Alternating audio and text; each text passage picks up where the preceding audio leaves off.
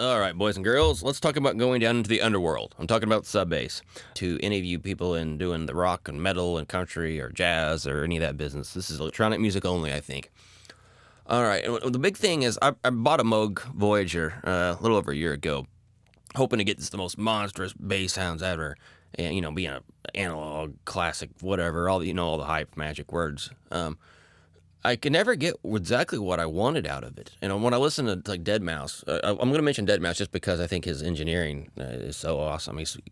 The low end he gets on his records is just absurd. It's just right. It never sounds cheap. It never gets what I'm calling the dumb bass sound. It kind of reminds me of okay George, and you kind of get this like kind ofness. It's like a phlegm. I don't even know how to describe it, but I'm getting ready to show it to you now.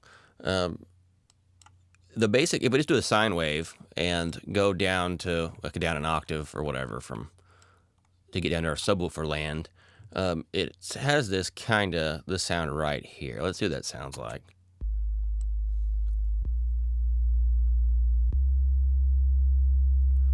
And by itself, you don't really think a whole lot of it, but then when you start comparing it to like the tip top electronic guys. Right now, you start to hear that there's this lack of expensiveness. I can't. It's hard to put into words, like all these stupid sound things. But there's a certain in there, and then if you have this bass up really loud in a mix, you'll find that sound actually kind of overtakes like vocals and your other synths and stuff. There's a certain masking quality to it. I don't know how or why, but it's definitely there. And so I've done a lot of homework on this here recently, trying to crack the code. I don't know if I'm 100%, but we're getting close. So let me show you what I'm up to. First thing I guess I did, let's take, I'm using Sylenth for this, and I'm really just using an EQ and two compressors. Let's hear it without any stuff on it. This is just a regular synth sound we made, and we worked pretty hard on this. It took 10 minutes, but anyway, we worked pretty hard on getting the sound what we wanted to begin with.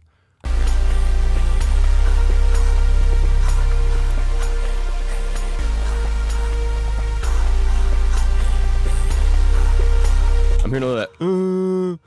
I don't know if I'm actually hitting that note correctly because I'm not a singer, but it's just how I feel about it. Let's look and see what's going on here with Span on an insert, the final insert on the Sylenth track.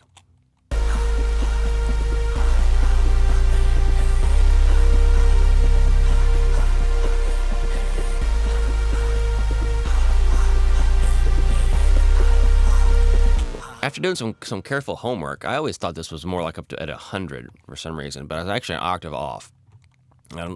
Things get really tricky when you get to the extreme low end or extreme top end. I don't know why that is. Your typical ears don't seem to work right. At least mine don't.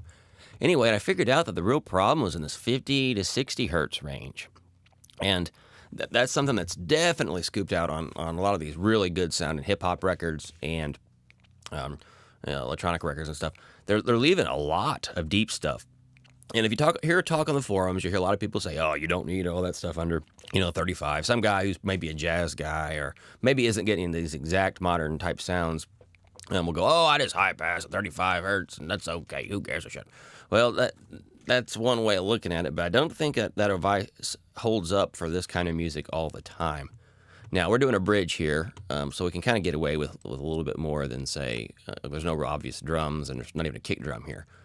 So things may get a little more confusing when we start getting into the drum world. But the concept here is that we can just scoop that junk right out.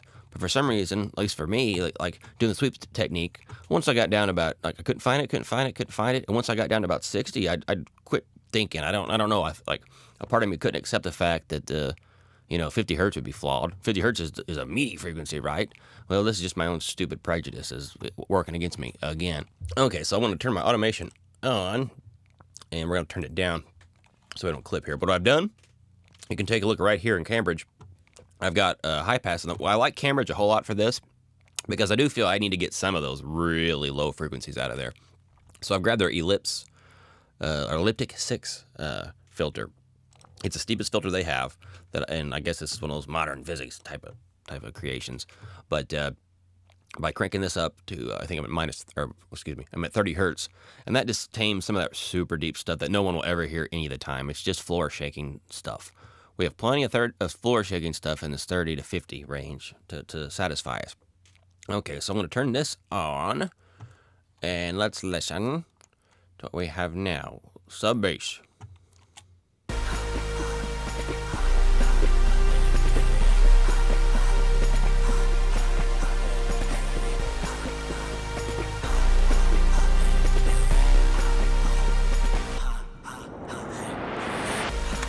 Okay, so we've already pulled a lot of that gunk out of there. And again, that's all 50 to 60 hertz type stuff. Maybe a hair 70 and whatnot, but we want that 30 to 40 hertz has got to be in there for this sub bass business. That's the name of the game for this. They won't be doing this on Tom Petty records and stuff, so you got to apply this to your world as you see fit.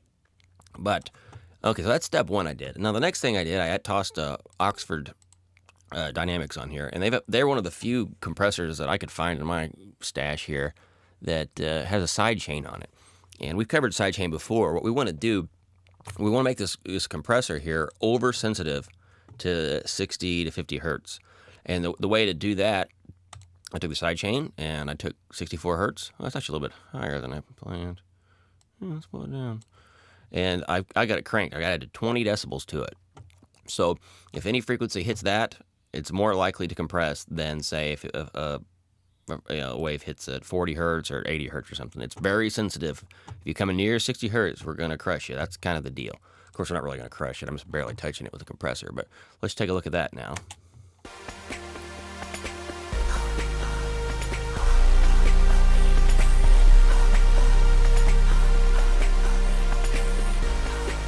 All right, take a look at that, actually. This is important.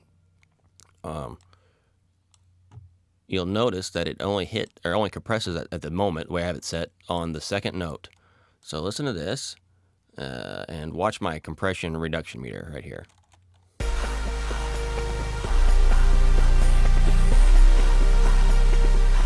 And we're only hitting, just knocking off a decibel or two. This is just trying to nudge it. I might go a little more extreme. Let's go something like that.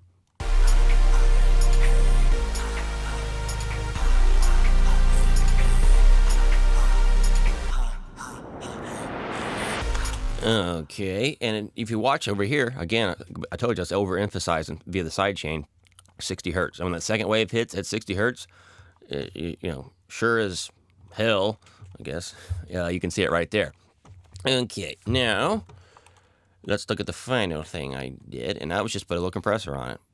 I used 1176 to even it out just a little bit. Let's see what I did there.